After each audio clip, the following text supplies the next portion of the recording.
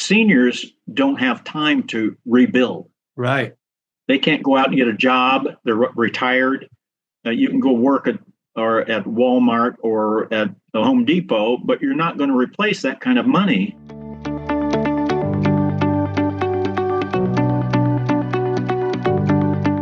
Hey, this is Matt Helton with OneTrust Home Loans, your reverse mortgage experts, and I've got Mr. Jim Hughes here. Now, Jim is a certified identity theft risk management specialist. Did I get that right, Jim? Yeah, that's a mouthful, isn't it? That is a mouthful. And today we've got Jim here on the Serving Senior podcast, going to share with you how he helps seniors thrive in retirement by keeping them, you can't keep them out of risk, but to lower the level of risk and to help them have the type of retirement they deserve. How are you doing, Jim?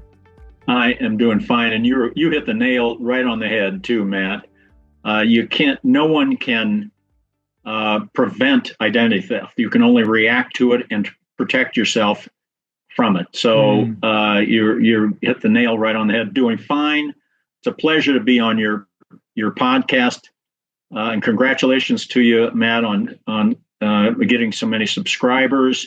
Thank you. People who are interested in your messages and your speakers. So congratulations. Yeah. Thank you for saying that. Really do appreciate you saying that, sir. And well, if you could maybe do us a favor, I know some people may have seen you before, but not everyone has. Could you give us a kind of a journey of where you were, what you've done over the years, and maybe bring us up to speed how you got here today as a identity theft risk management specialist? Well, good question. What initiated this 20 years ago? My computer had a ransomware attack. Okay. Shut my computer down, locked it up. They asked for ransom. I did not pay the ransom. Fortunately, I had backup, so my computer tech just uploaded a new operating system, and we were off to the races. But I could have lost a lot of really sensitive information had I not known about this. But once you get hit with this, it's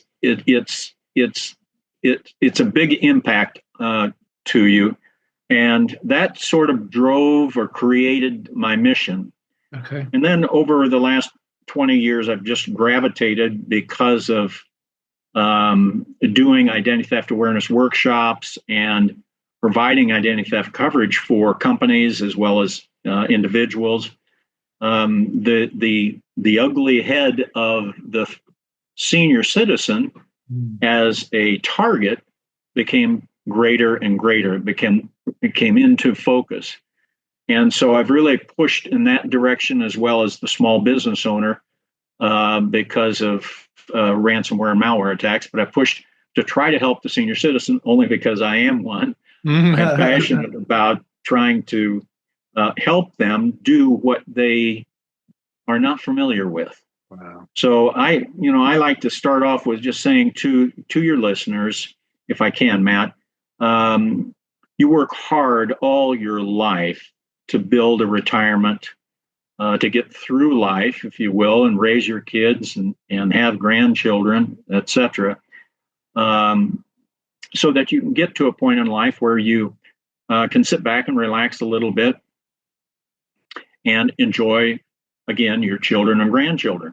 The last thing that you need to happen is for a thief, through your lack of knowledge of the digital world, to get into one of your bank accounts and sweep one of those accounts.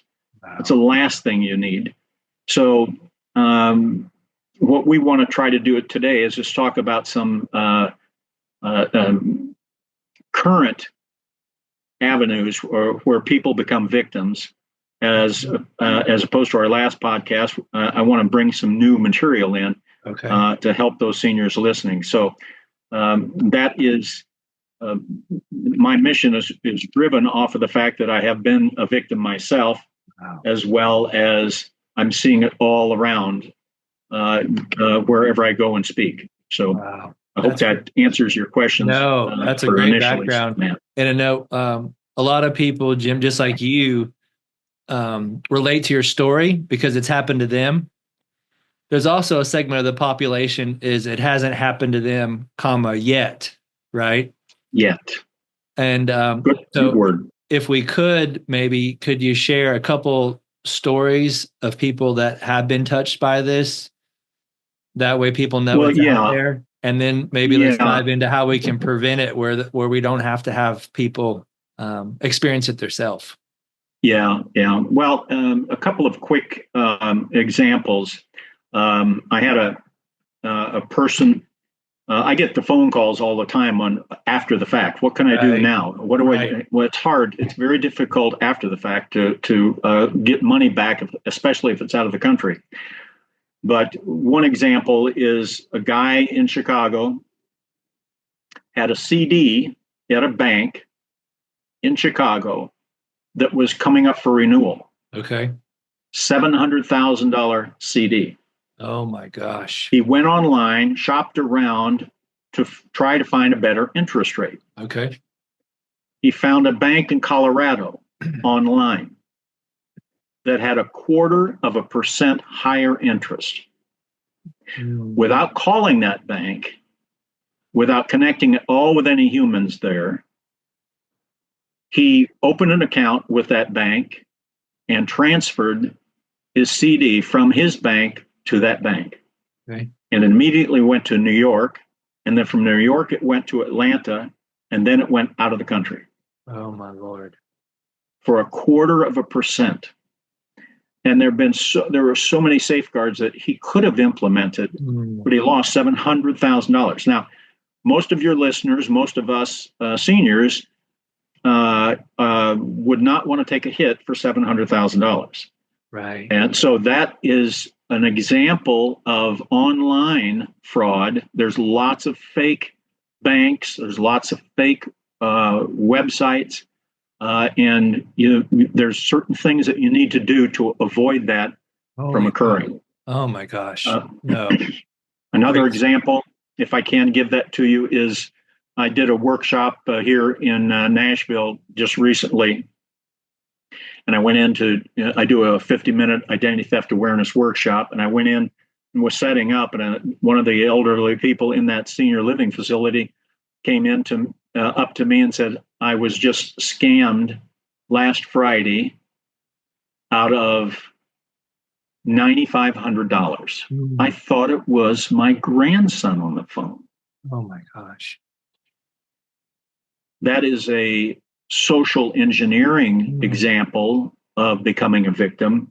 Okay. The thieves are really good at talking over the phone, creating a voice, creating a face.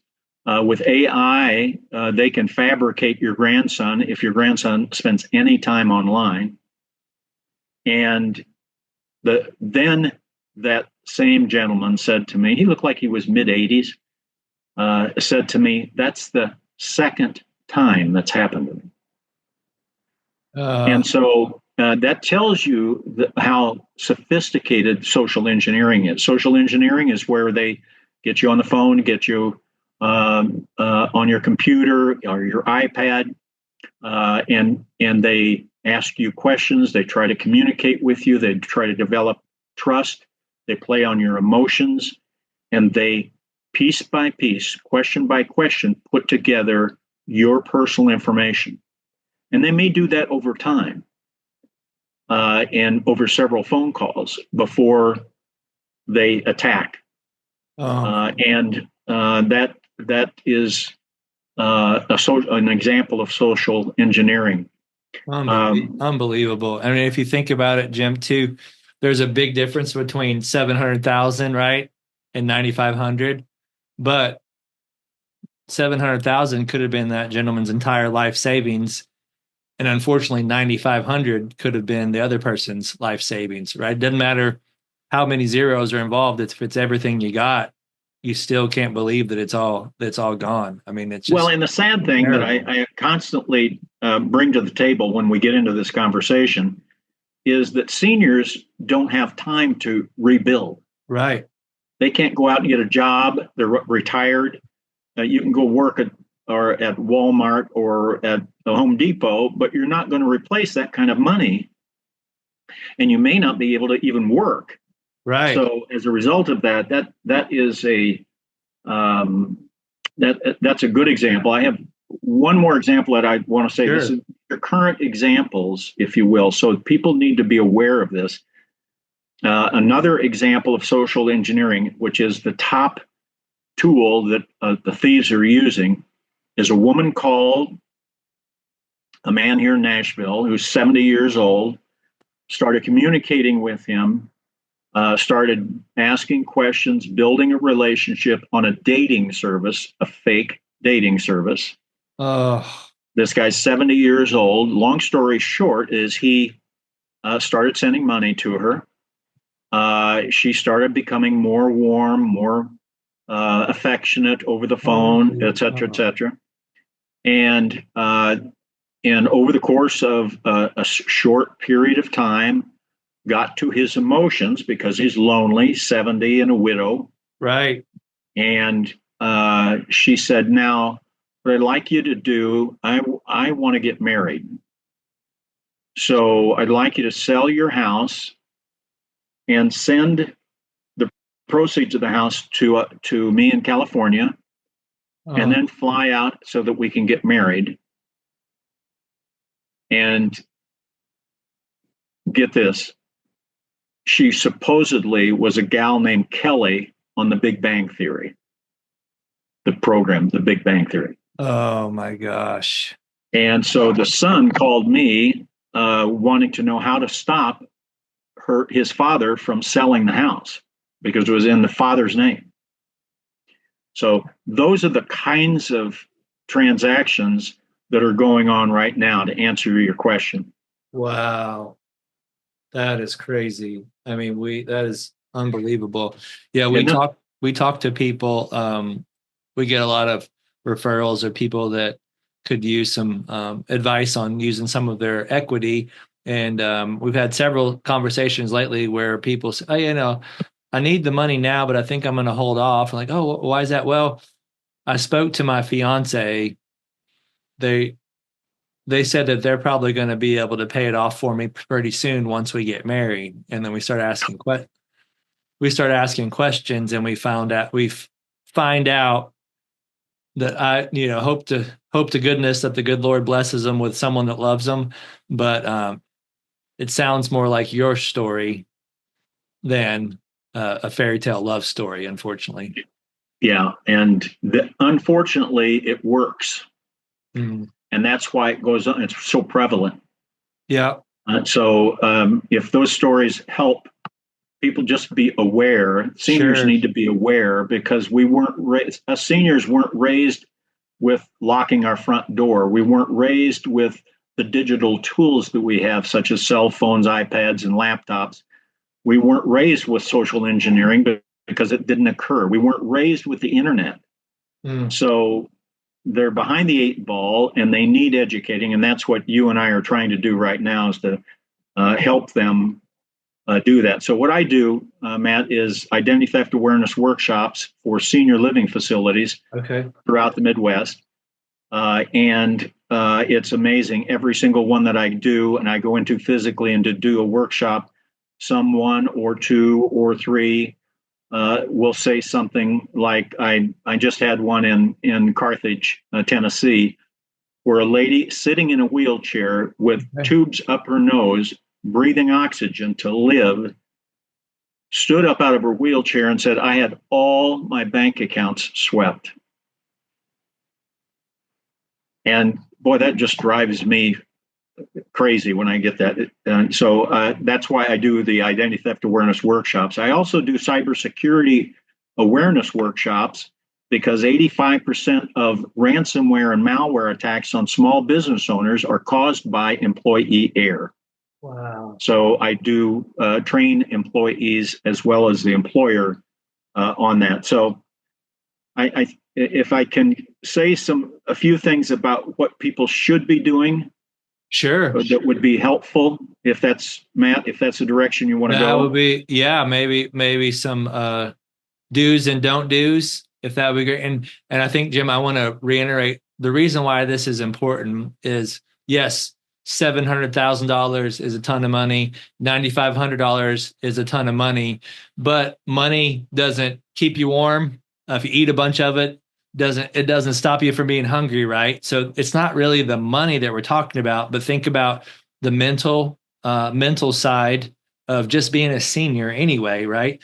So the Right. mental side of being a senior, I can't do what I want to do. I don't feel good. I can't, whatever. There's already challenges with being a senior, but then think about your life savings being gone and not having enough time to get it back. So you're already dealing with enough. If you have 700,000 and you're a senior, you're probably got challenges, right? In today's world, when Sure. it's gone, you've got real challenges, not just paying for bills, but you have challenge mentally, right? You can't even afford to hire the psychiatrist that you're probably going to need to work through all that. So it's a huge deal with the quality of life, not just what you can pay for, but just how you feel about yourself, how you feel about what's going on, and just your overall sanity is a huge deal. Yeah. The emotional impact. Can you imagine the emotional impact of losing everything? And this guy that wants the lady to his lady friend over the internet wants him to sell his house and send the proceeds to, boy, that's a red flag right there. Don't send any money to anybody, including a voice over the phone that sounds like your children or grandchildren, because Yes. those voices are fabricated with AI and are usually fraud. So No. just don't send any money to anybody Yeah. over the No. internet or And over the phone. we actually, before you get in the do's and don'ts, if it's all right if I share, we just had a scenario where we had a client that was referred to us. She had owed about 50,000 on her home from various loans and liens. Well, come to find out, she was the lady that you're talking about. And over time, she had fallen in love with multiple people, and either gave money and had to borrow to pay herself back, or borrowed the money to give it away.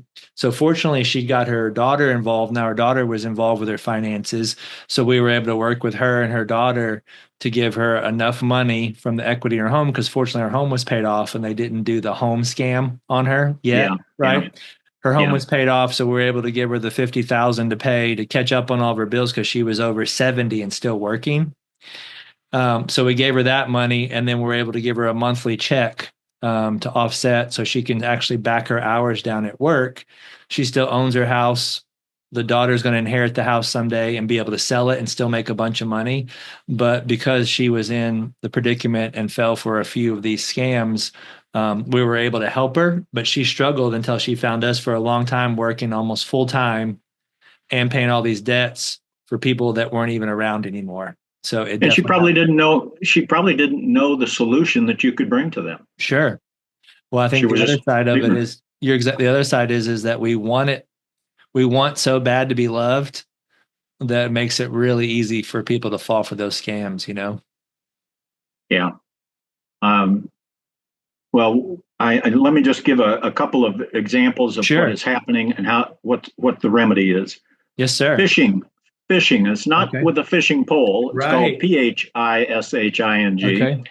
And that is where over the phone or over the internet, people or companies come to you with what appears to be their logo, their personnel, and it looks familiar. Okay. Most of us have a tendency to click Yeah. on a link or call a phone number that's on that email or that's in a text, which is even worse. And as a result, you are routed to the thief directly.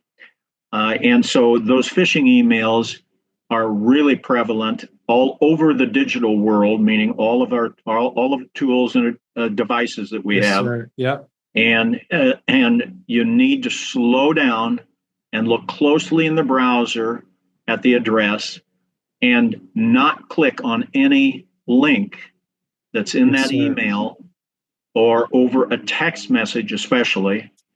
And that will solve a lot of problems. It's slowing down. And we have a tendency, because we get so many emails on a daily basis, we're click, click, click, click, click, click, delete, delete, delete. Yeah. And we don't take the time, and we end up getting on a link or activating a link that we shouldn't. Fraudulent phone calls are happening as we speak right now, Matt. Okay. And that is, they're either doing phishing, or they're trying to say, for example, I'm the county clerk. You didn't show up for jury duty. There's a fine, a $2,500 fine for not showing up. Yeah. I can have the police at your door to arrest you, or you can pay the fine over the phone right now. That goes on all the time, and people of all ages, including the seniors, will fall for that. Sure. The last area is that I want to mention is charities. Okay. I hope everyone that's listening is understanding. Don't give any money or any financial information or accounts to anyone over the phone or over the internet, because it probably is a scam. Now, I have a guy that I gave a senior presentation to. A guy came out of the audience after I was finished and closing up all my briefcase and all of that, and said, my wife and I, and his wife was in the audience, my wife and I were just scammed out of $109,000. We thought it was our church. So keep in mind, the thieves have no soul. Right. They don't care. You're just a number, and all they're trying to do is get as much money out of you as possible. So and don't give any information or donation over the phone or over the internet.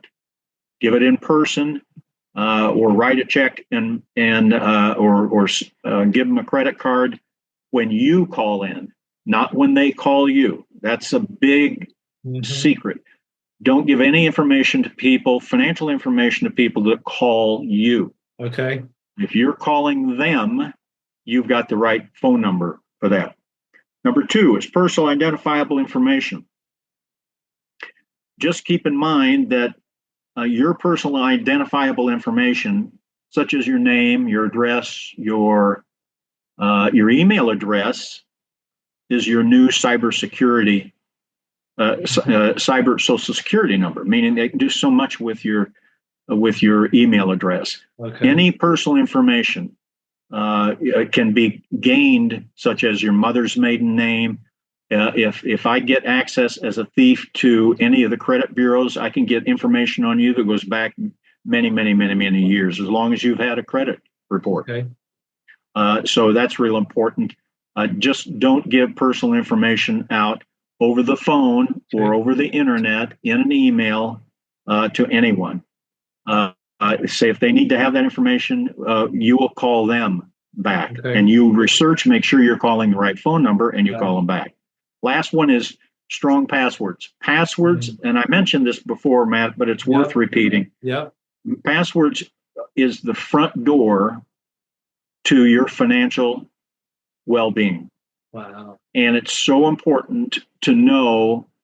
Picture the front door to your house. You wouldn't want a front door with just a screen door. Yeah. You wouldn't want a front door that isn't locked at night. We always lock our doors at night, right?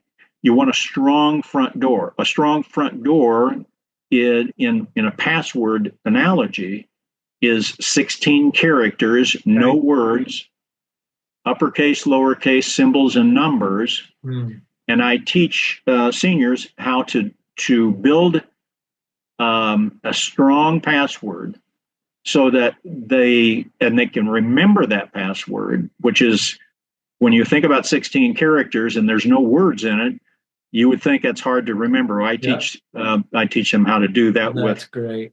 And remember those passwords. So those are 3 areas that we can protect ourselves with for the seniors, that if they just take a little bit of time, they can augment the challenge of keeping most of the identity theft away from them. That's the secret. So I hope that helps the listeners. I've created a couple of helpful tools that, Matt, I want to give to you, your listeners. Yes, sir. That are free.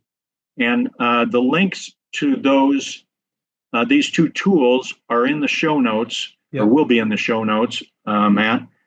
And so if any of your listeners are wanting to have a list of the key identity theft tips, I've got 8 tips that will help them prevent a catastrophe for themselves. Right.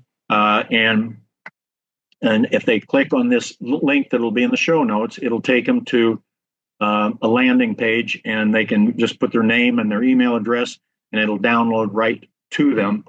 And then secondarily, if you have any business owners or any of your seniors have children that have business owners, cybersecurity self-assessment checklists I've created for the small business owner so that they can assess their risk or their exposure to ransomware and malware. There's a link that'll be in your show notes. They can click on that. Both of those are free gifts for your listeners. And a thank you to you, Matt, for letting me be on your podcast. Man, that's awesome. Thank you so much for sharing. And Jim, why we wanted to have you back and we enjoy having you is because this isn't about you. It's not about what you're doing. It's about what you're doing to help others, which says a lot about you. Well, thank you. You were in the marketplace. You were out and about. You saw a problem. Nobody else was taking care of it, or at least not as well as you can. And you started to come up with a plan, put it in motion, and you're out there doing it, and you're out there helping people. So keep up the great work. Thank you for all you do. And thank you. And one pass back to you, Matt, is the work that you do. People need to understand the value of a reverse mortgage. So I know you are on an educational drive, if you will, to get those people that, like the lady that you gave as an example, they need your help. So I ask you to just keep the energy flowing, take your vitamins every day so you can get up and be strong, and get to as many seniors as you can that need your help. Thank you for saying that. Yes, sir. Yep. It's all about my goal is to make sure everyone knows the real facts about reverse mortgage so they can make a real decision that has real implications, right? Yeah. The challenge we have is that a lot of people don't know the real facts and the real data on how it really works. So they're unfortunately making a decision off of stuff they don't really understand. So if we can educate people, give them the facts, and then it's not for them, we've done our job. They found another solution. But that's what we're doing. Like you said, educating people, sir, spreading the word, and doing it from a place of service, just like you do. We're following your lead, sir. Well, thank you so much. I appreciate it. Thank you for the opportunity, Matt, to be on your podcast and to help your viewers, your subscribers. So it's been a pleasure. Thank you. Anything that I should have asked you that I didn't ask you? Well, I want to leave with a positive. Yes, sir. And that is an inspirational thought. And that is that all of us seniors can learn how to prevent this catastrophe from happening, becoming a victim of identity theft, or a business owner becoming a victim of a ransomware or malware attack. It's just a little bit of education. So open your mind, if you will, because there are solutions that can prevent people from getting a hold of your financial well-being and causing difficulty with you. So it's not just a negative road. I don't want to be a Debbie Downer. I want to be a Jimmy Upper, if you will, and encourage everyone to get the knowledge that they need. These 2 tools that I've given to you is a helpful tool. If any of your listeners have any questions, my email address and phone number are there. I'll be happy to answer questions for them as well. So that's fantastic. Hopefully that leaves on a positive note. Yes, sir. Thank you for the offer. Thank you. Appreciate all your time. And thank you for watching the Serving Senior podcast, where we highlight these amazing people like Jim that help seniors not just survive, but thrive in retirement. Thanks again. Please subscribe, and we'll see you on the next episode. Talk to you soon. Hey, this is Matt Helton with OneTrust Home Loans, home of retirement mortgage solutions. And we really do appreciate you checking out the Serving Seniors podcast today. Now, please go to the description down in the body of the podcast where you can subscribe to get future shows. Please click that notification button so you get notified when other shows drop. And also, if you can go to servingseniourspodcast.com, and we'd love to hear a comment about our show. We have a heart to serve seniors, and we have a heart to make sure seniors don't just survive retirement, don't just get by in retirement. We want to show seniors how to thrive in retirement. So if you know of anyone that's 55 and older that could use some extra cash flow, maybe the retirement's not going the way that they like, our retirement mortgage solutions are designed for folks, depending on the state, that either 55 or 62 and older, to make sure that they have that kind of retirement that they want. As long as they own a home and they're in a good equity position, there could be some solutions that they may not have thought about, or maybe they've thought of and they just didn't know how they work. That's what we do. So anyone in that age group that could use some mortgage advice, my team and I would love to be able to help them. Thanks again, and look forward to seeing you on the next show. Have a great day.